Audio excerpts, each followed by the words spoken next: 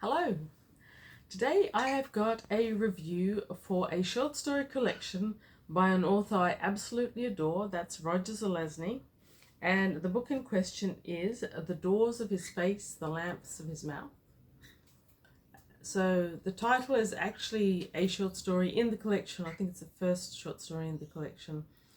And I saw this book and I couldn't resist it, even though it wasn't all that cheap, and I didn't even stop to consider whether I had read all the stories already, whether I'd read all the stories already, and I love this artwork on the cover. So, the edition is a weird one. Since I picked it up purely based on the author, I didn't know much about it. I'd never heard of iBooks.net, and I'm still not entirely sure what they are. They're some kind of publishing company, but they're distributed by Simon & Schuster. Really not sure. Anyway, that gorgeous artwork on the cover is copyrighted in 2002 to Lebus Woods. So, buying this book was a no-brainer for me. Zelazny is an author who essentially, I think he can practically do no wrong. I don't think he's ever written a single word that I wasn't willing to read. His prose is poignant, and sometimes it's humorous, and sometimes it's deeply serious and sad, but it's almost always moving. And it seems to me that a lot of what some people get from literature, whether it's modern or classic literature, I get from Zelazny. You get that deep insight into humanity and its motivations, into human feelings and the actions, and the complex cocktail of humanity that motivates those actions. So all the desperation and hope and loneliness and ambition that you can find in any of the classic authors, I feel you can also find that in a Zelazny story.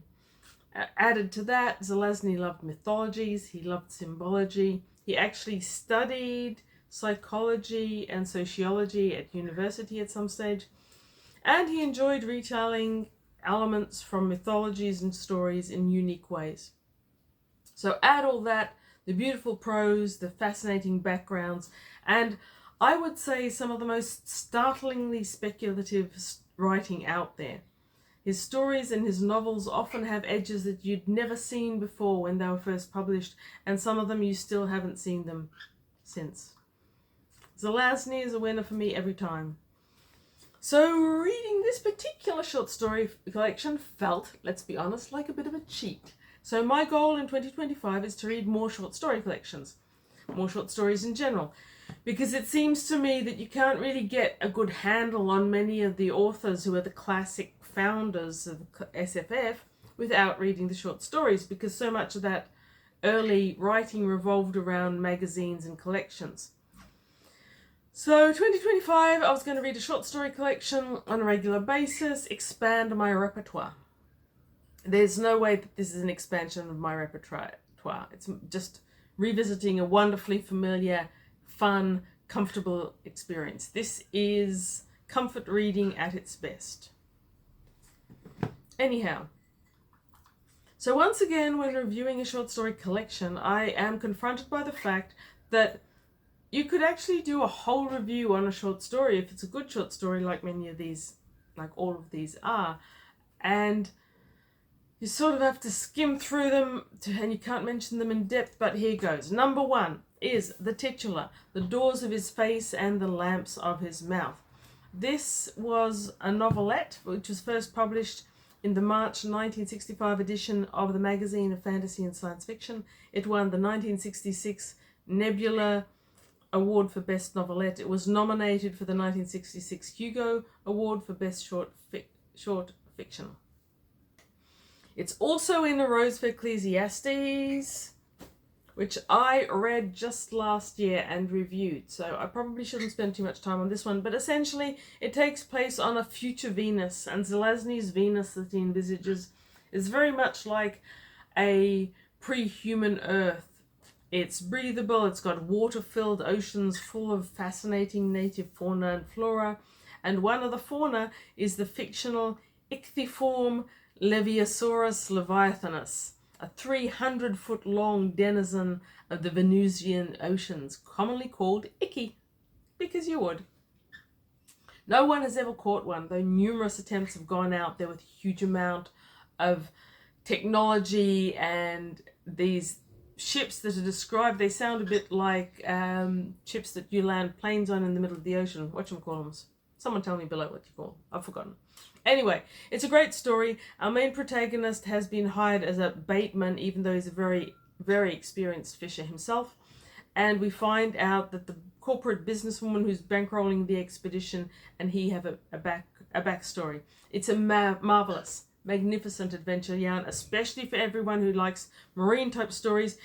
It might be every bit as poignant as much of Zelazny's work, and I love it. It was good to reread it.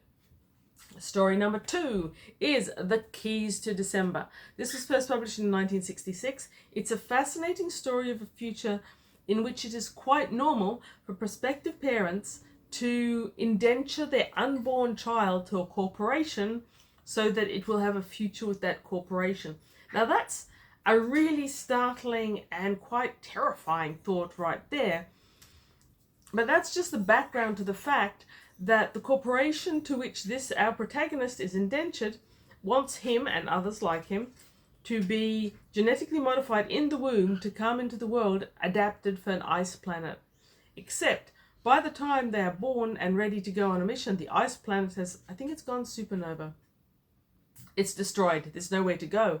So our protagonist and others in his shoes spend their whole life living in these bubbles because, like an emperor penguin brought to a zoo in New Zealand, it's too hot no matter what you do. So you need triple glassing and chilling. Anyway, him and the others make a lot of money and they decide to buy a planet and transform it to their ice planet requirements. And this ends up being a deep moral judgment along the way, because whilst doing that, essentially, what will happen to the flora and fauna? Can they evolve fast enough? There's no intelligence when they buy the planet, but these guys go into cold storage while the different stages are going through. Can intelligence evolve while it's going through? So this one's a perfect example of when Zelazny said that he was fascinated by flawed characters, as he did in a number of interviews. And there was actually a great quote from his 1982 interview with Theodore Kurlik, I think it was, where he says, "It would be wrong to write a book where the protagonist proceeds through the events of the story and winds up pretty much the same as in the end." And this is an example of him doing just the opposite of that. Our protagonist is put through the ringer. He ends up being someone nowhere near the person who first bought that planet and evolved the notion to transform it. Anyway, great story. I don't think I'd ever read that one before, so worth buying the book just for that. Number 3 is Devil Car. So in Devil Car, we've got Murdoch. He's our main protagonist, and he's a man bent on vengeance. He has commissioned Jenny. She's a designer car, and AI. Think of Kit, the car from Knight Rider, if anyone even remembers that anymore. But she's been designed as a death car, and Murdoch and Jenny as a team will go out and hunt out the renegade car with his band of pirate cars who have been ransacking the roads and demolishing human habitats, and who killed Murdoch's brother. So though the characters are mostly cars, there's a deeply humanistic element to the questions and philosophies woven into this story. And the Devil Car story as a story is an example of Zelazny's fascination with the combination of intelligence and machines, which you see in Road Marks a lot, where you've got intelligent machines throughout. AI, as we call it now, though he didn't call it then. It also looks at the fascination that Zelazny has had with the notion of a potentially malign alliance of intelligence in an automaton. So in this story, the Devil Car is definitely the malign automaton. Jenny herself is tempted by him, and though she keeps faith with her human maker, ultimately she felt the lure, and we feel it with her. It's hard to separate whether this is more fascinating as an example of AIs and what sort of future they want and what they do or don't want from humanity, or whether it's more fascinating to look at it as an example of humanity told through cars. Anyway, number 4 is A Rose for Ecclesiastes. Again, I already have it. It's the titular story in this collection of 4. It's a great story. I read through it quite fast because, again, I read it just last year. A translator is brought to learn the language of a dying Martian race. I think that it was published... No, I've forgotten when it was published. Never mind. So in that same 1982 interview, Zelazny talks about creating this character, Gallagher, who was not an ordinary character and had incredibly talents, but who was deeply flawed and had emotional weaknesses that made him an almost impossible person to like or relate to for people who knew him, but a person who's almost impossible not to relate to, whether you approve of what he does or what you agree with what he thinks or not. As the reader, it's nearly impossible not to relate to him. So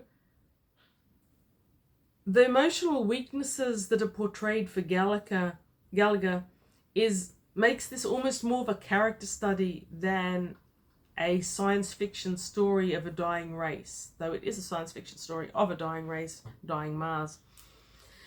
Story number 5 is The Monster and the Maiden, and that was published in 1964. It's a very, very short, very, very quirky story. It's like 2 pages long. It's barely a story. If it wasn't Roger Zelazny, I'd say that isn't a story at all. But I love Zelazny, so no criticism.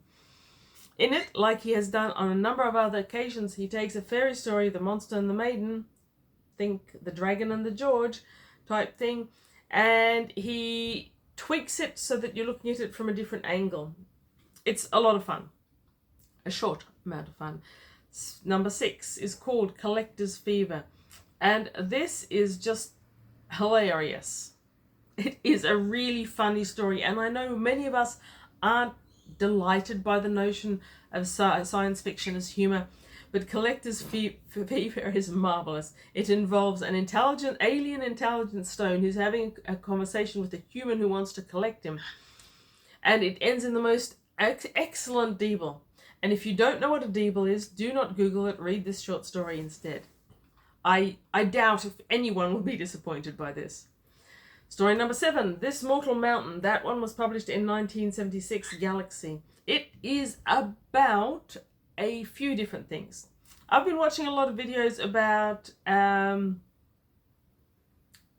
mountain Everest climbing recently, and this sort of touched on something like that. I wouldn't be surprised if Zelazny had read a few stories by Everest climbers.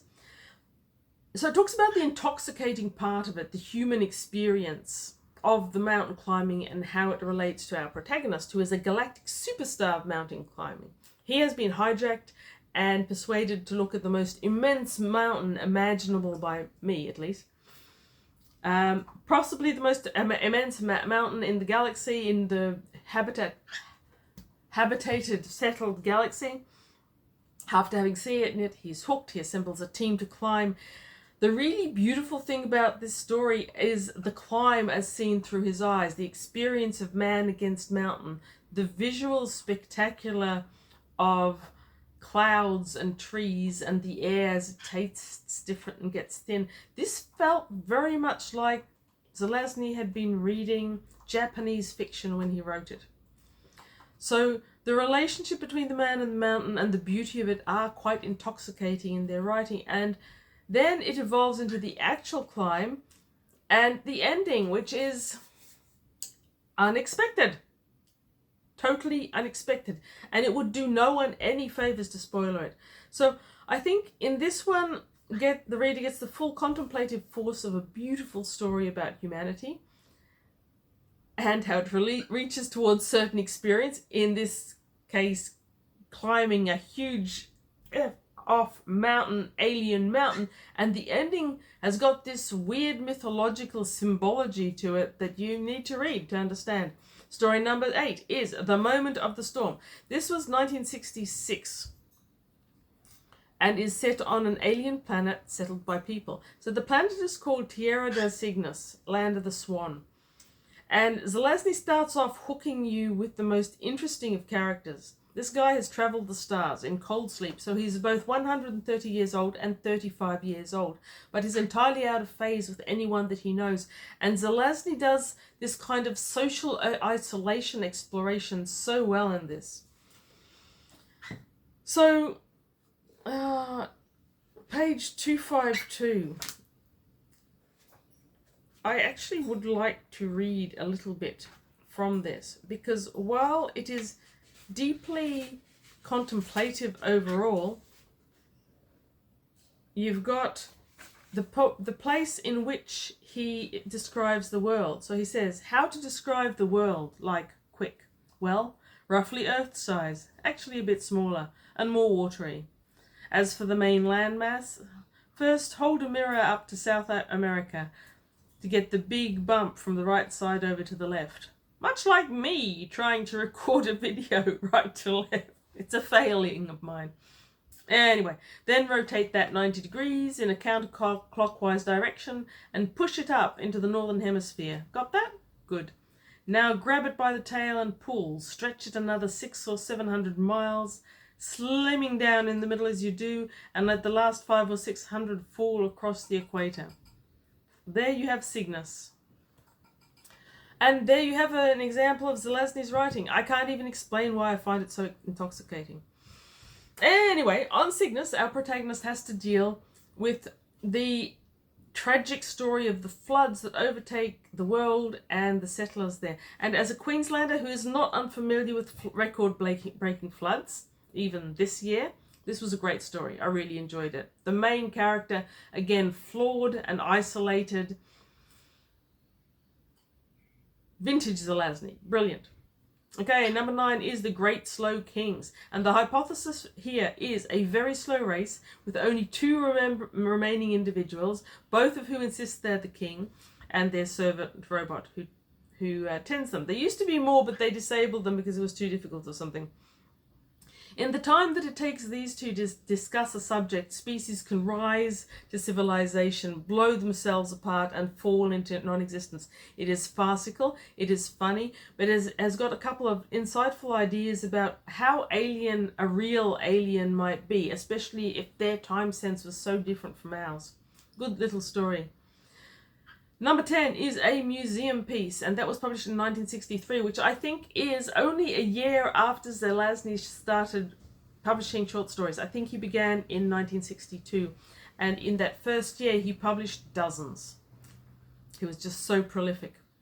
So the museum piece is bizarre, and it's quite unlike later Zelazny, so I think this was Zelazny really exploring the things that he could do with science fiction.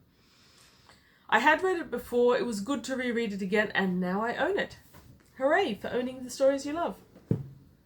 So there's this guy, and he decides that life is too difficult for him.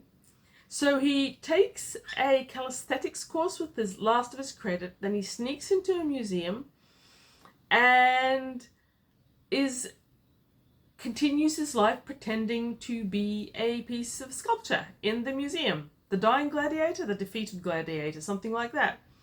It sounds ridiculous, it sounds ludicrous, and technically it is both ridiculous and ludicrous, but it makes for a fascinating story. The whole concept of living in an interstitial space has been done by other authors in many other stories. It's a great one.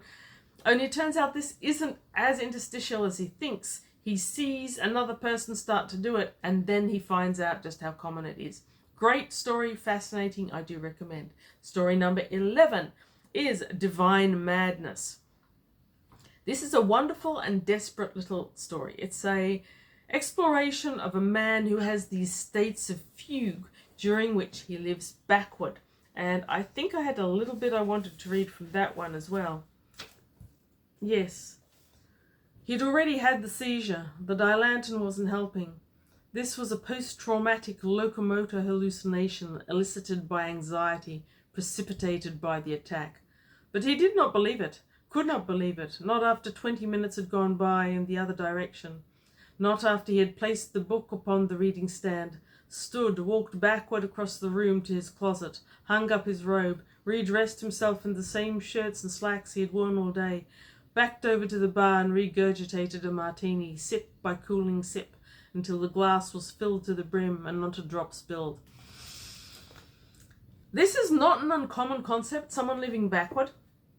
This one has an edge of personal desperation to it, because the man who is living backward is not a happy man, and we eventually find out how. And is this living backward going to give him the chance to approach the event in his life which has made it spin out of control, and will it give him the chance to undo this one event which he would give anything to undo? Read it and find out.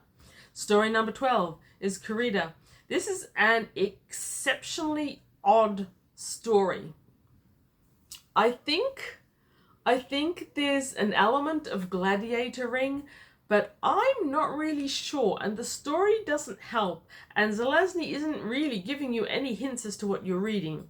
Quite short, it's clearly about human experience, what it might feel like dissociated and dislocated so completely from reality that you know nothing, and you've got no idea how to deal with anything. In the sense of creeping horror, this is more of a horror story than anything else, and it is another short one. Number 13 is Love is an Imaginary Number. This is another reality twister in a huge way. Our protagonist wakes up and realizes that he's been fooled for years into accepting a reality that is not real, into believing in a wife who isn't his wife, into living a life that isn't his. And this is another one in which Zelazny plays with classical mythology in a big way, in a thoroughly atypical way. If you love the Amber, Nine Princes in Amber, and the way they used to move through dimensions, in this story, which I can't remember what year it was published in this one you can definitely see the same thought process that Zelazny used to create that shifting through shadows that Amber does so well. Story number 14 is The Man Who Loved the Faioli. Faioli? Combination of fairy and cannoli, I don't know. And it's an odd little story. This man is dead, but he's existing to help bring all the bodies of humanity home to a graveyard planet, or something like that. It's bizarre and weird and very, very satisfying. And then he sees a creature, and it's not human. It can't perceive dead things. It can only perceive things that are about to die. And he knows what it is, and so he brings himself back to life so that he can enjoy all the favors that this creature grants a dying man before, upon dying, they feed off them in some way. Something like that. Very, very odd story, and completely unable to predict it in many ways, and I don't think I'd ever read it before. So yay, brand new Roger Zelazny story. Story number 15 is Lucifer, and it is not at all what you think it is about from the title. It is in fact a post-apocalyptic scenario where once every few years a remnant man comes back to the city and lights the city up for just a few bare seconds to get a sense of what it was like when all of humanity was alive. It is a slow, detailed, meticulous, and very strangely desperate story. It also reminds me a little bit of the movie Babette's Feast. Babette's Feast is all about all the tiny, meticulous motions in which a feast is created. This story is all about all the tiny, meticulous actions by which power is activated in the city for a few precious seconds, knowing that it can't be done for long and not too many more times. Story number 16 is The Furies from 1965. This is another one that was in Rose for Ecclesiastes, and possibly, Rose for Ecclesiastes. It is a truly odd and quirky story. It's not a particularly short one, it's quite a long one. It's about 3 anti-heroes with odd names who are brought together to form a team where their special talents will hunt down a space pirate. This is a disenfranchised man who used to work for the man or the establishment. I think he was in the Space Navy or something. He became completely and utterly disenfranchised by the way in which whole species were slaughtered. And when one species that had taken care of him when he was sick is slaughtered, he rebels against civilization, and these three people come together to hunt him down. There is a lot in this story that hits straight to mythology, but it's a really good adventure story. It's one of the more science fiction or space opera adventure ones of Zelazny's. It's a great story. It is also one that I have read fairly recently, as is number 17, The Graveyard Heart. So The Graveyard Heart is a long and odd and quite fascinating story of a future scenario where a party is happening and has been happening forever and will be happening for as long as humanity live. The set are a group of people, beautiful, bright, intelligent, sparkling conversation. That's kind of like an influencer and a celebrity combined, and they sleep in suspended animation for most of their time, only emerging for a few hours at a time to attend parties. Bastille Day in France, New Year's Eve in New York, and apparently no one goes to Times Square anymore because everyone's too busy watching the set party. Anyway, our protagonist, Moore, decides one day that he's going to find a girl, fall in love and get married, and for some completely, I'm going to say, self-destructive way, he falls in love with a woman from the set, who is in fact beautiful, but the set are completely and utterly self-contained. They don't really have much to do with anyone else, and they can't because they're only awake for a few hours every 4 years or something. They're completely out of society, having formed their own. Now, having decided to fall in love with this woman, Moore then pursues her and finally realizes that the only way he can continue to do that is by joining the set. So he does join the set, and he does end up with this woman for a while. This is a bitterly stark novel at the end of the day about humanity and how inconsistent we are, and how the deep coldness that can lie in the heart and mind of a person who is so completely self-absorbed to live in the kind of manner that the set do.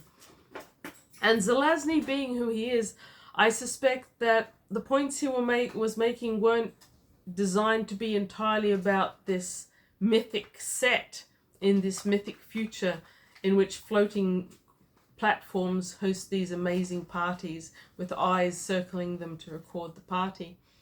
No, I think he was actually making a point about several aspects of society as it existed in the day when he wrote it and still exists today. Anyway, this was a long one. Have I covered them all? I have covered 3, 6, 9, 10. I have covered them all. Apparently this collection of stories, from the doors of his face to the lamps of his mouth down to Lucifer, has been published as a compendium before, and again under this title, the same title. And only in more recent compendiums were the Furies and the Graveyard Heart added to it. Very glad to have this in my collection.